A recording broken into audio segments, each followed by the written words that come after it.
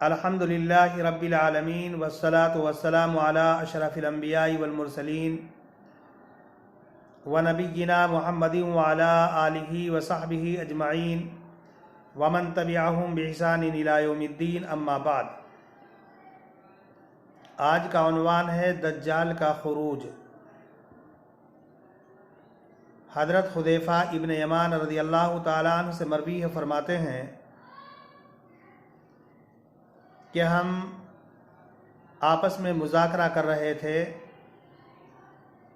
रसूल अकरम सल्लल्लाहु अलैहि वसल्लम तशरीफ़ ले आए। आपने फरमाया किस चीज़ के बारे में मुज़ाकरा कर रहे हो? हमने कहा कि अल्लाह के रसूल क़यामत के सिलसिले में मुज़ाकरा कर रहे हैं। तो आपने फरमाया कि जब तक तुम 10 अलामतें और 10 निशानियां नहीं देख लोगे उस वक्त तक क़यामत का वक़ू नहीं होगा और क़यामत कायम नहीं होगी। उन 10 बड़ी अलामतों में से एक दज्जाल का खुरूज है। इमाम राज़ी अलैहि रहमा फरमाते हैं कि खुरूज दज्जाल के सिलसिले में कुरान करीम के अंदर कोई आयत नहीं उतरी, अलबत्ता बाद आयत खुरूज दज्जाल और जैसी बहुत सी अलामतों पर जिनका वक़ू क़यामत से पहले होगा दलालत करती हैं। उन आयात में से एक आयत है हल यंजुरून इल्ला अन तातियहुमुल मलाइकतु औ याति रब्बुक औ याति बादु आयाति रब्बिका ला यनफ़उ नफ्सन ईमानुहा व लम तकुन आमनत मिन क़ब्लु औ कसबत फ़ी ईमानिहा खैरन क़ुल इंतज़िरू इन्ना मुंतज़िरून। यह आयत भी इशारतन और किनायतन खुरूज दज्जाल पर दलालत करती है और खुरूज दज्जाल का तज़किरा अहादीस मुबारका में बकसरत वारिद हुआ और हज़रत आदम अला नबीना अलैहिस्सलातु वस्सलाम से लेकर हुज़ूर अकरम सल्लल्लाहु अलैहि वसल्लम तक तमाम फितनों में सबसे बड़ा फितना दज्जाल का खुरूज है। रसूल अकरम सल्लल्लाहु अलैहि वसल्लम ने इरशाद फरमाया कि हर नबी ने अपनी उम्मत को खुरूज दज्जाल से डराया और मैं भी अपनी उम्मत को खुरूज दज्जाल से डरा रहा हूँ। मैं आखिरी नबी हूँ और मेरी उम्मत आखिरी उम्मत है। ये उम्मत के लिए बहुत बड़ा फितना साबित होगा। रसूल अकरम सल्लल्लाहु अलैहि वसल्लम ने खुद इरशाद फरमाया कि अगर मेरे ज़माने में दज्जाल का खुरूज हो गया तो मैं तन्हा उसके मुकाबले के लिए काफ़ी हूँ, और अगर मेरे बाद दज्जाल का खुरूज हुआ तो हर शख्स उससे मुकाबला करेगा। हज़रात उलमा ने फरमाया कि दज्जाल जो दुनिया के अंदर मौजूद है और इसकी तायीद तमीम दारी की हदीस से होती है। हज़रत फ़ातिमा बिन्त कैस रज़ियल्लाहु ताला अन्हा फरमाती हैं कि रसूल अकरम सल्लल्लाहु अलैहि वसल्लम के मुनादी ने निदा दी, आवाज़ लगाई, अस्सलातु जामिया, नमाज तैयार है।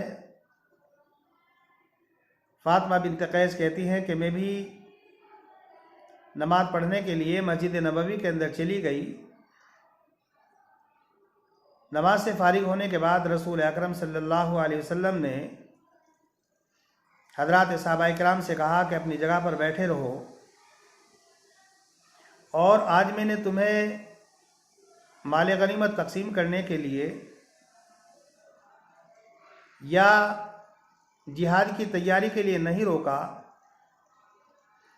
बल्कि दज्जाल के बारे में जो बातें मैं तुमको बतलाता था, आज उसकी तायीद तमीमेदारी के वाक़ई से होती है, और उसी वाक़े को बतलाने के लिए मैंने आप लोगों को रोका है।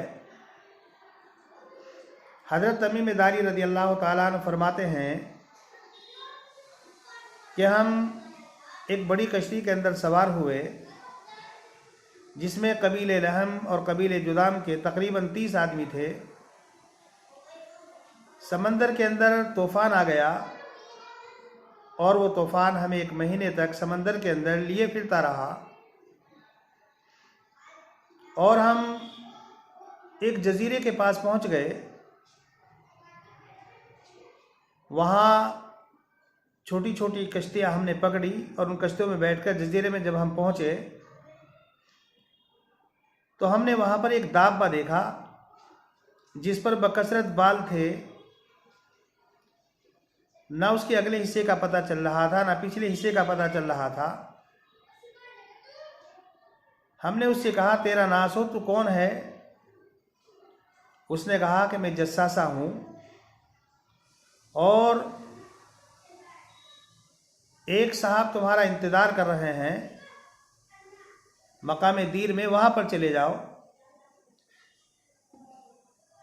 जब उसने ये बात कही तो हमारे अंदर एक डर और एक खौफ पैदा हुआ, कहीं ऐसा ना हो कि वो शैतान हो। बहरहाल हम उसके पास चले गए और जब हम वहाँ पर पहुँचे तो देखा कि बहुत बड़ा एक जिस्म जुस्से वाला इंसान मौजूद है और उसके हाथ गर्दन से और उसके पैर घुटनों से जंजीरों से बंधे हुए हैं। हमने उससे कहा, तेरा नास हो, तू कौन है? उसने कहा कि मेरा तो आप लोगों को पता चल ही गया होगा थोड़ा बहुत। पहले तुम ये बताओ कि नखले यबसान का क्या हाल है। यबसान मुल्क शाम के अंदर एक बस्ती है कि वहाँ के जो दरख्त हैं उन पर खजूर आ रहे हैं या नहीं, वो फल दे रहे हैं या नहीं। हमने कहा कि फल दे रहे हैं। उसने कहा कि अनकरीब वो फल देना बंद कर देंगे। उसने फिर बहरे तिलिया के बारे में पूछा कि उसके अंदर पानी है या नहीं। हमने कहा उसके अंदर बहुत पानी है। उसने फिर ऐने ज़गर के बारे में पूछा कि उसके अंदर पानी है या नहीं और उससे लोग अपनी खेतियों को सैराब कर रहे हैं या नहीं। हमने कहा कर रहे हैं। तो उसने इन दोनों के बारे में भी ये कहा कि अनकरीब इनका पानी भी ख़त्म हो जाएगा। और फिर आखिर में उसने हमसे एक सवाल किया कि उम्मियों का जो नबी है वो पैदा हो गया या नहीं और उसका क्या हाल है। हमने कहा कि वो मक्के में पैदा हुआ और मक्के से मदीने की तरफ हिजरत करके मदीना मनव्वरा तशरीफ़ ले आए। दज्जाल ने हमसे पूछा कि क्या लोगों से उसकी लड़ाइयाँ हुई। हमने कहा हुई। उसने कहा क्या सूरत हाल रही। हमने कहा कि वह नबी और पैगंबर अपने इर्द गिर्द लोगों पर फतह हासिल कर चुका, कामयाब हो गया। तो दज्जाल ने कहा कि उन लोगों के लिए यही बेहतर था कि वो उनकी इताअत करते। और फिर उसने कहा कि मैं दज्जाल हूँ और जब अल्लाह का हुक्म होगा मैं यहाँ से निकल जाऊँगा और थोड़े ही दिनों में पूरे रोए ज़मीन का चक्कर लगाऊँगा। लेकिन मक्का और मदीना ये 2 ऐसे शहर हैं कि जिनकी हिफाजत फ़रिश्तों के हवाले है और मैं वहाँ पर दाखिल नहीं हो पाऊँगा। रसूल अकरम सल्लल्लाहु अलैहि वसल्लम ने जब इस हदीस पाक को बयान फरमाया तो आपके दस्ते मुबारक में जो लकड़ी थी आपने उसको अपने मिंबर पर मारी और ये फरमाया, ये तय्यबा है, ये तय्यबा है, ये तय्यबा है। यानी गोया कि आपको बहुत ज़्यादा खुशी हो रही थी और आप ये वादे करना चाहते थे कि दज्जाल के बारे में जो मैंने अब तक तुम्हारे सामने हदीस बयान की, इस वाक़े से खुरूज दज्जाल की तायीद होती है। और फिर रसूल अकरम सल्लल्लाहु अलैहि वसल्लम ने इरशाद फरमाया कि वो मुल्क शाम और इराक़ के दरमियान मशरिक़ की जानिब से निकलेगा, और आपने उसकी तरफ हाथ से इशारा फरमाया। बाद रिवायतों से मालूम होता है कि जैसे मक्का और मदीने के अंदर दाखिल नहीं हो पाएगा, ऐसे ही बैतुल मक़दिस के इलाके में भी वो नहीं जा पाएगा। इसका जो हुलिया हज़रात उलमा ने लिखा, ये एक आँख से काना होगा, दूसरी आँख इसकी सपाट होगी, और अंगूर की तरह इसकी वो कानी आँख उभरी हुई होगी। इसकी पेशानी चौड़ी होगी, सीना भी इसका चौड़ा होगा, थोड़ा सा अंदर को धंसा हुआ होगा, और ये 40 दिन के अंदर पूरे रोए ज़मीन का चक्कर लगाएगा। लेकिन उन 40 दिनों में पहला दिन 1 साल के बराबर होगा, दूसरा दिन 1 महीने के बराबर होगा, तीसरा दिन 1 हफ्ते के बराबर होगा, और बकिया जो दिन होंगे वो आम दिनों की तरह होंगे। और इसके बाद जो सवारी होगी, जो गधा होगा, इसके दोनों कानों के दरमियान जो फासला होगा 40 हाथ के बकदर होगा, और इसकी जो रफ्तार होगी बड़ी तेज़ तर्रार होगी। अल्लाह तबारक व तआला ने इसको बहुत सारे इख्तियारात दिए होंगे, और इसके हाथों पर मा फ़ौक़ल आदत बहुत सारी चीज़ों का ज़ुहूर होगा, और ये शोबदा आबादी से काम लेगा। रिवायतों से मालूम होता है कि ये एक देहाती के पास आएगा, और उस देहाती से आकर कहेगा कि अगर मैं तेरे माँ बाप को ज़िंदा कर दूँ तो क्या तू इस बात की गवाही देगा कि मैं माबूद हूँ? वो कहेगा हाँ। तो इसके साथ में शैतान होंगे, ये शैतान को हुक्म देगा, और शैतान उस एराबी, उस देहाती के माँ बाप की तस्वीर और सूरत में इसके सामने ज़ाहिर हो जाएंगे। तो जो माँ बाप होंगे तो वो इस एराबी, इस देहाती से कहेंगे कि बेटा तुम इसकी इताअत करो, और ये तुम्हारा रब है। लेकिन वो देहाती ये कहेगा क्या मुझे यकीन हो गया कि तू दज्जाल है और तू माबूद नहीं। इसी तरीके से एक शख्स को बुलाएगा और उसको कत्ल कर देगा, टुकड़े टुकड़े कर देगा, और फिर उसको ज़िंदा कर देगा अल्लाह की कुदरत से, और ये अपने पहले नबी होने का दावा करेगा, फिर अपने माबूद होने का दावा करेगा। इसके साथ में जन्नत भी होगी, इसके साथ में जहन्नम भी होगी, लेकिन हकीकत यह है जो जन्नत होगी वो हकीकत में जहन्नम होगी, और जिसके पास जहन्नम होगी वो हकीकत में जन्नत होगी। तो ये बहुत बड़ा फितना होगा। हदीस पाक के अंदर आता है कि दज्जाल के खुरूज से पहले 3 साल बड़े सख्त हालात के होंगे। हदीस पाक के अंदर बयान किया गया कि पहला साल आसमान 1/3 बारिश रोक लेगा और ज़मीन 1/3 पैदावार रोक लेगी। जब दूसरा साल आएगा तो आसमान 2/3 बारिश रोक लेगा और ज़मीन 2/3 पैदावार रोक लेगी।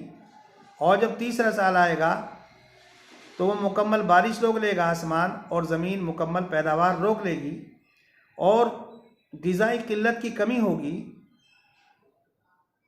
लोगों के अंदर दीन के एतबार से ज़ौफ़ और कमज़ोरी आ जाएगी। उलमा बहुत कम होंगे, और जो इसका साथ देंगे